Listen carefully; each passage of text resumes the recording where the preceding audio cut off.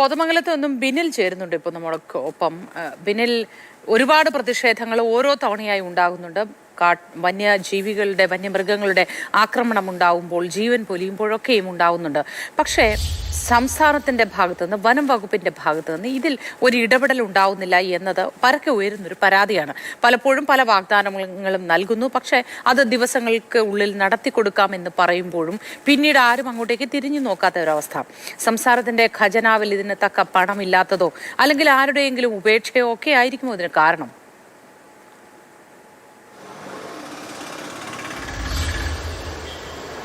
മോത്തി, എന്തായാലും ജനങ്ങൾ രോഷാകുലരാണ്. കാരണം ഇത് തുടർച്ചയായ 2 ദിവസങ്ങളായി 2 മരണങ്ങളാണ് സംഭവിച്ചിരിക്കുന്നത്.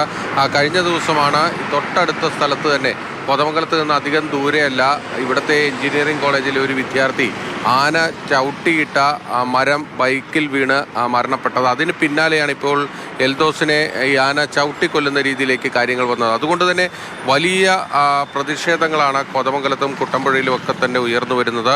ഇപ്പോൾ കോതമംഗലത്തും അതോടൊപ്പം തന്നെ കുട്ടമ്പുഴയും അടക്കമുള്ള മേഖലകളിൽ ജനകീയ ഹർത്താലിന് ആഹ്വാനം ചെയ്തിരിക്കുകയാണ്.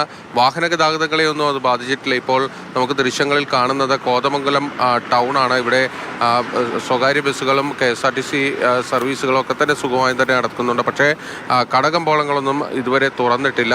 സ്വാഭാവികമായും വലിയ പ്രതിഷേധങ്ങൾ കുറച്ചുകൂടി കഴിയുമ്പോൾ ജനങ്ങളുടെ ഭാഗത്ത് നിന്ന് വരും. ഇന്നലെ പുലർച്ചെ 2 മണിവരെ വലിയ പ്രതിഷേധമായിരുന്നു കുട്ടമ്പുഴയിൽ ഉണ്ടായിക്കൊണ്ടിരുന്നത്. അതിനുള്ളൊരു കാരണം എന്നത് മോത്തി നേരത്തെ സൂചിപ്പിച്ച കാരണം തന്നെയാണ്.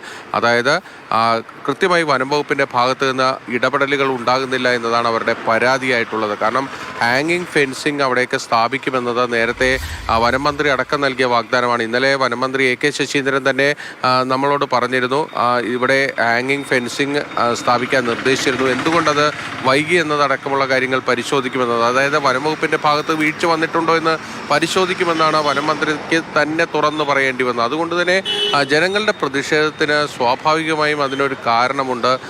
അവരെ സംബന്ധിച്ചിടത്തോളം അത് ന്യായവുമാണ്. കാരണം ആ മേഖലയിൽ താമസിക്കുന്നവരെ സംബന്ധിച്ചിടത്തോളം വലിയ ബുദ്ധിമുട്ടാണ്, വലിയ ആശങ്കയാണ്. ഏത് നിമിഷവും കാട്ടാന വീടിൻ്റെ തൊട്ട് മുന്നിലേക്ക് വരുന്നൊരു അവസ്ഥയാണ് കുട്ടമ്പുഴയിലും പലയിടത്തുമുള്ളത്. കാരണം കേരളത്തിൽ തന്നെ ഏറ്റവും കൂടുതൽ ആനകളുള്ള ഒരു മേഖലയായിട്ടാണ് മലയാറ്റൂർ ഡിവിഷൻ ചൂണ്ടിക്കാണിക്കപ്പെടുന്നത്. അതുകൊണ്ട് തന്നെ ഈ ഭാഗത്തെല്ലാം തന്നെ വലിയ രീതിയിലുള്ള കാട്ടാന ശല്യം ഈ ജനങ്ങൾ നേരിടുന്നുണ്ട്. നമുക്കറിയാം, കഴിഞ്ഞ ഒരു അധിക ദിവസമായിട്ടില്ല 3 സ്ത്രീകൾ പശുവിനെ തേടി കാട്ടിലേക്ക് പോയി. അവർ കാട്ടിൽ കുടുങ്ങിപ്പോയത് ഈ അത്രയധികം ആനകൾ അവരെ വളഞ്ഞതുകൊണ്ടാണ്. അത്തരത്തിൽ ഈ മേഖലയിൽ ആകെ ഒരുപാട് വന്യജീവികൾ നാട്ടിലേക്ക്, ജനവാസ മേഖലയിലേക്ക് ഇറങ്ങാൻ ഒരു സാധ്യത നിലനിൽക്കുമ്പോൾ പോലും അക്കാര്യത്തിൽ ഒരു വലിയ വീഴ്ചയാണ് അധികൃതരുടെ ഭാഗത്തു നിന്നുണ്ടാകുന്നത്, വനം വകുപ്പിന്റെ ഭാഗത്തു നിന്നുണ്ടാകുന്നത്. വനം വകുപ്പിന് ഇതിൽ പറയാനുള്ള ഒരു കാര്യം, മതിയായ ഫണ്ട് അവർക്കില്ല എന്നതാണ്. ഒരു പ്രദേശവാസി തന്നെ നേരത്തെ ബിന്നിലിനോട് സംസാരിക്കുന്നത് നമ്മൾ കേട്ടതാണ്. മതിയായ വാഹനങ്ങളില്ല പെട്രോളിങ്ങിന് എന്നത് ഇവരുടെ ഒരു പ്രശ്നമാണ്. ഇന്നലെ തന്നെ ഒരു വാഹനം വന്ന് അതിൽ ഇന്ധനം തീർന്ന് പാതി വഴിക്ക് നിന്നുപോയി എന്നാണ് പറയുന്നത്. ബിന്നിൽ, മറ്റൊരു കാര്യം കൂടി, ഇന്ന് ജനകീയ സമിതിയുടെ ഹർത്താലാണ്. ഹർത്താൽ എത്രത്തോളം ആ മേഖലയെ ബാധിച്ചിട്ടുണ്ട്? സജീവമായി തന്നെ എല്ലാ പ്രവർത്തകരും, ഈ പ്രതിഷേധ പ്രവർത്തകരും ഹർത്താലിൻ്റെ കാര്യങ്ങൾ മുന്നോട്ട് കൊണ്ടുപോകുന്നതിൽ ഉൾപ്പെടുന്നുണ്ടോ അവിടെ?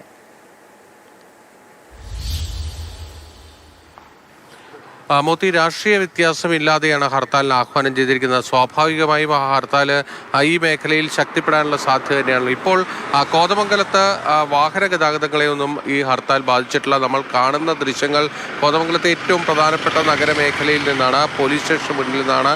അവിടെ പോലീസൊക്കെ സജ്ജരായി തന്നെ നിൽക്കുന്നുണ്ട്. കാരണം ഏത് സമയത്തും വലിയൊരു പ്രതിഷേധത്തിലേക്ക് കാര്യങ്ങൾ പോകാനുള്ള സാധ്യത പോലീസ് മുൻകൂട്ടി കാണുന്നുണ്ട്. മൂവാറ്റുപുഴ DYSPയുടെ നേതൃത്വത്തിൽ വലിയൊരു സംഘം പോലീസ് തന്നെ ഇവിടെ തമ്പടിക്കുകയും ചെയ്തിട്ടുണ്ട്. കാരണം ഇന്നലെ 2 മണിവരെ കുട്ടമ്പുഴയിൽ വലിയ പ്രതിഷേധമായിരുന്നു. ജില്ലാ കളക്ടർ അടക്കം സ്ഥലത്തെത്തിയ ശേഷമാണ് മൃതദേഹം അവിടെ നിന്ന്, സംഭവ സ്ഥലത്ത് നിന്ന് എടുക്കാൻ പോലും നാട്ടുകാർ സമ്മതിച്ചത്. കുട്ടമ്പുഴയിൽ നിന്ന് മൃതദേഹം ഇപ്പോൾ കളമശ്ശേരി മെഡിക്കൽ കോളേജിലേക്ക് പോസ്റ്റ്മോർട്ടത്തിനായി മാറ്റിയിരിക്കുകയാണ്. കോതമംഗലത്ത് അതിനുള്ള സൗകര്യങ്ങളൊക്കെ ഉണ്ടെങ്കിലും കോതമംഗലത്ത് പോസ്റ്റ്മോർട്ടം അടക്കമുള്ള നടപടികൾ വേണ്ട എന്ന് ജില്ലാ ഭരണകൂടം തീരുമാനിക്കായിരുന്നു. കാരണം ഇവിടെ ഏത് നിമിഷവും ഒരു വലിയ പ്രതിഷേധത്തിലേക്ക് കാര്യങ്ങൾ പോകാൻ പോകാനുള്ള സാധ്യത മുന്നിൽ കണ്ടുകൊണ്ടാണ് ഇവിടെ നിന്ന് മൃതദേഹം കളമശ്ശേരി മെഡിക്കൽ കോളേജിലേക്ക് തന്നെ മാറ്റിയിരിക്കുന്നത്. 9 മണിയോടുകൂടി പോസ്റ്റ്മോർട്ടം നടപടികൾ ആരംഭിക്കും. ഒരു 10:30-11 മണിയോടുകൂടി ഈ കോതമംഗലത്തേക്ക് ഈ മൃതദേഹം എത്തിക്കാൻ കഴിയുമെന്നാണ് പ്രതീക്ഷിക്കുന്നത്.